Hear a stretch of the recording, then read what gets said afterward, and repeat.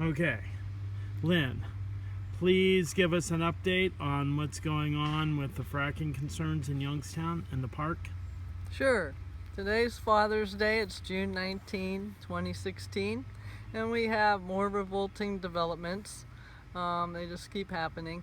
As far as the park is concerned, it's the same thing going on and on. We have an executive director who came from under an executive director in a form, he was I think assistant development director under Mr. Oros, the executive director of Geauga Parks, and somehow we got him as our executive director. Our park commissioners hired him. We don't know, who else they had to choose from. It wasn't made real public why they chose him. We do know who else they had to choose from.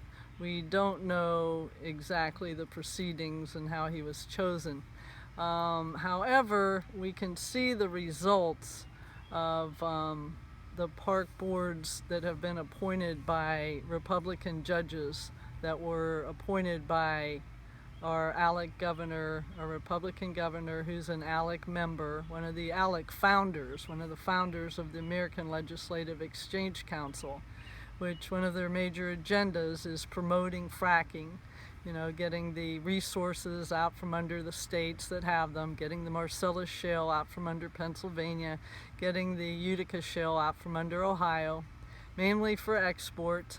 Definitely the Utica Shale is wet gas for export to make polyethylene, to make plastics in China. Let me go back to the Judge Grindell was appointed by Governor Kasich. Judge Rusu was appointed by Governor Kasich. Originally, he was elected as an incumbent. Under the Geauga Parks Board, they hired this Mr. Oros as their executive director, and he has now declared that all critics of their park commissioners and what they're doing at their park, which is developing it, using the resources of a natural resources preserve, making profit for the few at the expense of the public. He has ruled this past week that they have to be silent. They cannot speak at meetings. Okay, so that's a direct violation of the Ohio Sunshine Law's open meetings laws. I was going to say, that sounds illegal. Yeah, it's kind of like Nazi Germany. So move back to our park, where Aaron Young came from working under that guy and is now our executive director. And our park is being sued for, violating open meeting laws. We haven't moved into the Nazi Germany style of silencing people yet. However, we have a worrisome records commission that he has just formed. Because the only way that the citizens can figure out what business they've been doing with the fracking companies and the oil and gas companies, because they don't tell anybody, they don't publicly disclose this. The only way that you can find out anything is to do a public records request. And it takes 2 weeks to get your public records satisfied if they are willing to satisfy it. And it's supposed to be done in a timely manner. However, everybody I know who has requested public records a month ago, a month and a half ago, still hasn't seen their public records. Now, in the interim, they have selected 2 new park commissioners. So those 2 park commissioners are now independently meeting with the public to see what's your public records request? What do you want to know? Why are you asking this? Or what's your concerns? And this is happening this week on Thursday, June 23rd.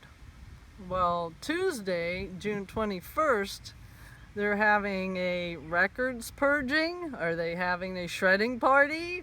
I don't know. We need to, stop everything. There's a lawsuit about violation of open meetings. So no records should be touched. The records of the park, which belong to the public, This is taxpayer-supported park. The Mahoning County taxpayers pay to support this park. You don't, sit there in a private meeting and say, hey, we're the Records Commission, and we're now going to decide what to get rid of, especially with what's been going on here. Now, I understand our park executive directors and boards, our park commission boards, have for decades done business in the dark. The big money in Youngstown is always made in secret. And they have conducted business, to make profit for the few at the expense of the many for decades.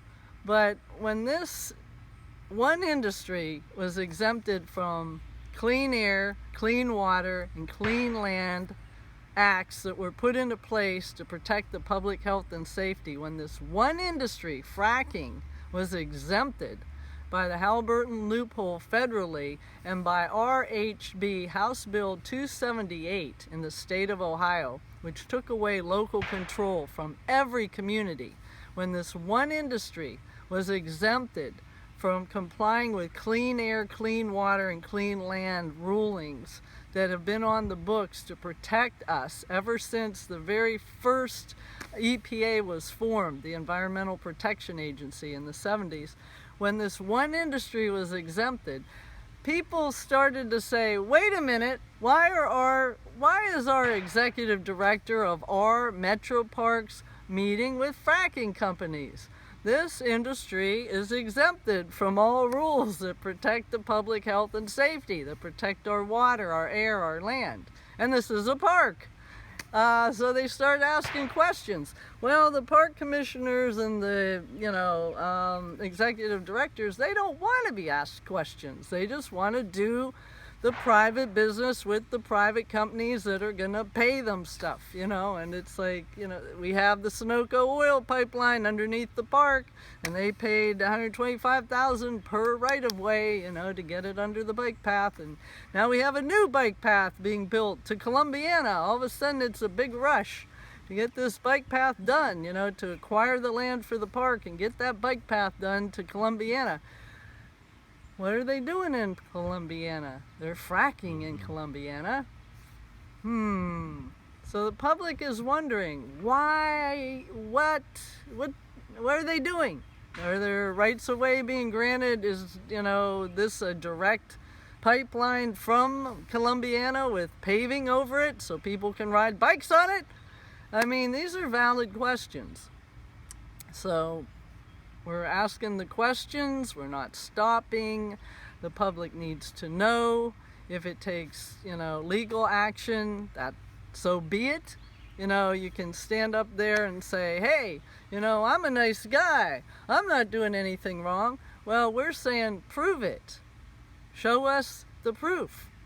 Because we've already seen these egregious actions that resulted in these shallow wells having their deep drilling rights sold to Chesapeake of Oklahoma, Total E&P, whose home office is France.